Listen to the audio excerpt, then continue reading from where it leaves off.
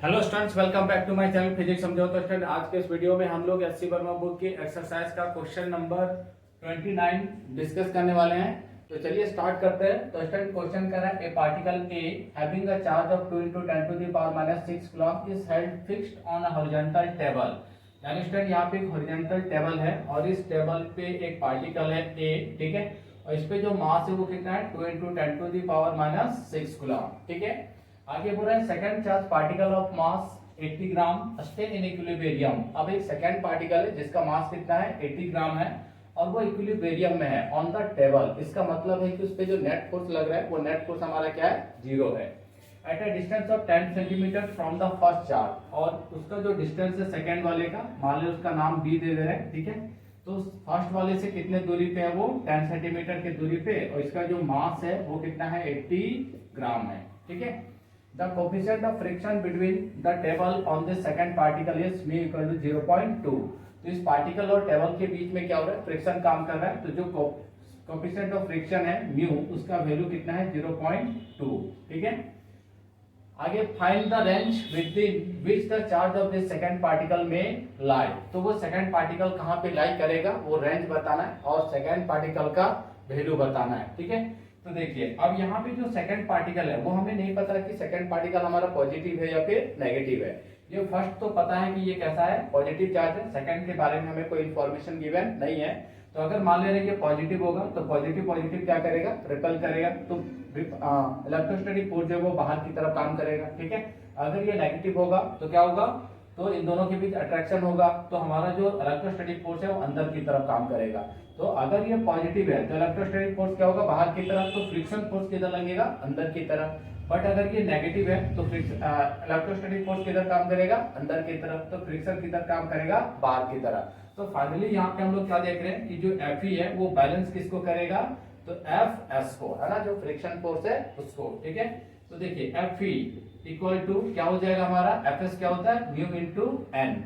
N हमारा क्या, normal है, ठीक है। ये मान लीजिए हमारा थर्ड सेकंड पार्टिकल है बी, और इस पे नॉर्मल काम कर रहा है, ये टेबल पे है तो नॉर्मल किधर लग रहा है, ऊपर। तो नीचे क्या काम करेगा, एम जी, है ना। ये नॉर्मल एम जी को क्या करता है, बैलेंस करता है। तो एम की जगह हम लोग क्या लिख सकते हैं, एम जी। तो म्यू एम जी, इधर हमारा क्या हो जाएगा, के क्यू वन। सेकंड पार्टिकल के बारे में हमें जानकारी नहीं है, लेट कर मान ले रहे हैं क्यू, ठीक है।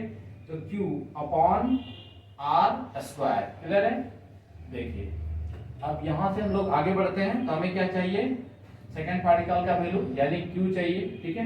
तो बाकी सारा चीज उठा के इधर भेज देंगे। तो म्यू एम जी और क्या हो जाएगा, आर स्क्वायर अपॉन नीचे हमारा क्या हो जाएगा, के क्यू वन, क्लियर है।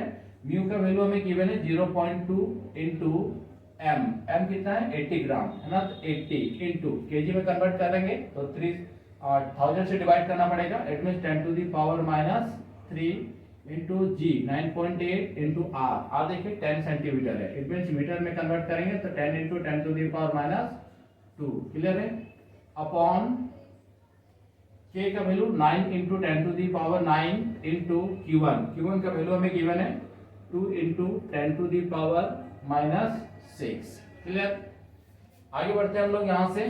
तो देखिए, सबसे पहला चीज यहाँ से एक पॉइंट हटाएंगे तो एक जीरो नीचे आ जाएगा, ठीक है। तो 2 से 2 कैंसिल हो जाएगा। तो आगे इसको लिखते हैं। तो 80 यहाँ पे है और हमारा क्या हो गया, 9.8 इंटू 10⁻, देखिए -3 और यहाँ पे -2, तो क्या हो जाएगा 10⁻⁻5 अपॉन नीचे हमारा क्या है 9, ठीक है, इंटू 10⁻। अब देखिए 9 है यहाँ पे प्लस में और एक 1 हो गया, 10 हो गया और -6, तो यहाँ पे क्या हो जाएगा 10⁻4, ठीक है। अब इसको अगर यहाँ से अगेन पॉइंट हटाएंगे तो एक जीरो फिर से नीचे आ जाएगा, है ना। तो 98 को हम लोग मल्टीप्लाई कर देते हैं 8 से, क्लियर।